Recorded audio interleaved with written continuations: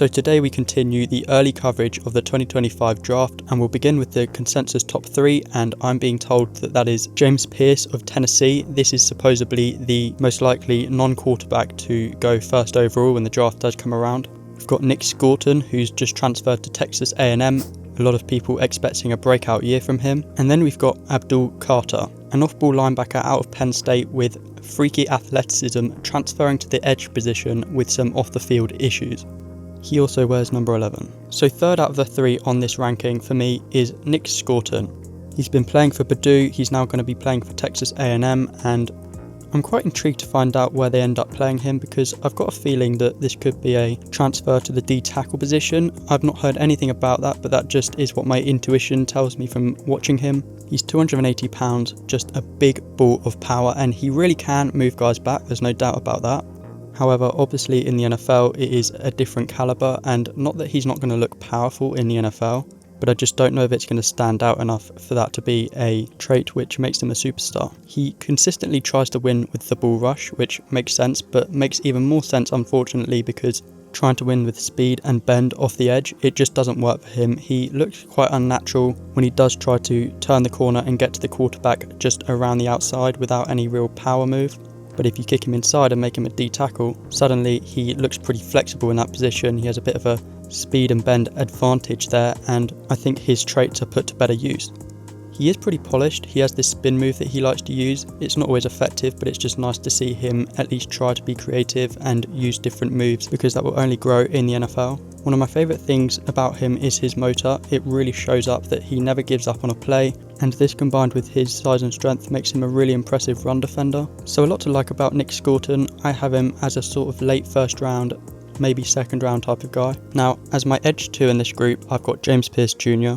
out of Tennessee, and obviously I guess this is quite controversial. This is most people's edge 1. In fact, as I said earlier, this is actually most people's prospect number 1, not including quarterbacks. And I think he's going to be a really good player. He's got a very narrow frame. He's about 240 pounds, so that's fine, but the athleticism isn't quite freaky enough for me to ignore the frame. If you're going to be a bit more slight and be the super athletic, wide 9 type of edge rusher, wide 9 meaning, for anyone who doesn't know, basically going as wide as possible in order to try and win with speed, as opposed to combating the lineman one-on-one. But I just don't think that's who James Pearce is. I think he's a bit stronger than I first gave him credit for. I think he does have some real juice to him in that aspect. And I think this combined with good athleticism and bend is going to make him a really good player, a sort of 8 to 10 sacks a year type of player.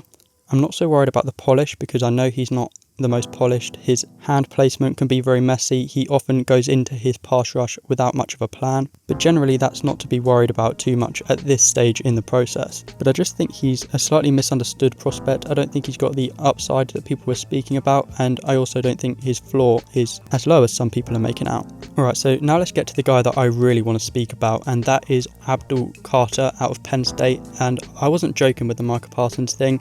There really are a ton of similarities, whether it's aesthetically, whether it's the performance, the storyline, the off-the-field stuff. It's all weirdly reminiscent. By the way, am I the only one that notices that Penn State seems to have freaky edge rushers every year? I never really see a ton of top prospects from them. Apart from the edge rusher, there's always 1 or 2 of them that are just super high potential. But in terms of Abdul Carter, it's quite clear why he's not getting the hype that I think he will end up getting from people come the end of the year. People are scared to put a label on him right now, because I guess it's a small sample size of him actually playing edge rusher. He's been playing as an off-ball linebacker, but to be honest, I don't really get that, because I think if people were willing to watch the film in depth as they need to, they should be able to realise that this guy is going to be a huge deal in this coming draft. And I personally think that Carson Beck is nailed on to go first overall. I just think he's absolutely going to end up as QB1, and if you have the number 1 overall pick, you're often desperate for a quarterback. However, this is certainly my bet on who the first non-QB to come off the board will be.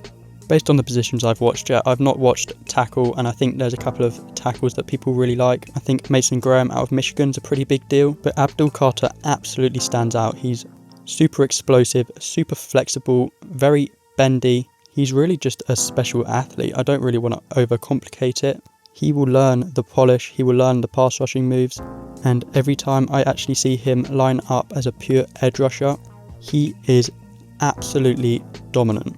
And I certainly don't base everything off stats, but an interesting stat I think was that I saw Carter had like the highest win rate. It's a PFF stat for pass rush, and when he was actually asked to be a pass rusher, he had a higher win rate than anyone in the FBS last season, apart from Liatu Latu, a guy who's just come out of the 2023 draft. So that's all from me. This is the 3 I've got so far.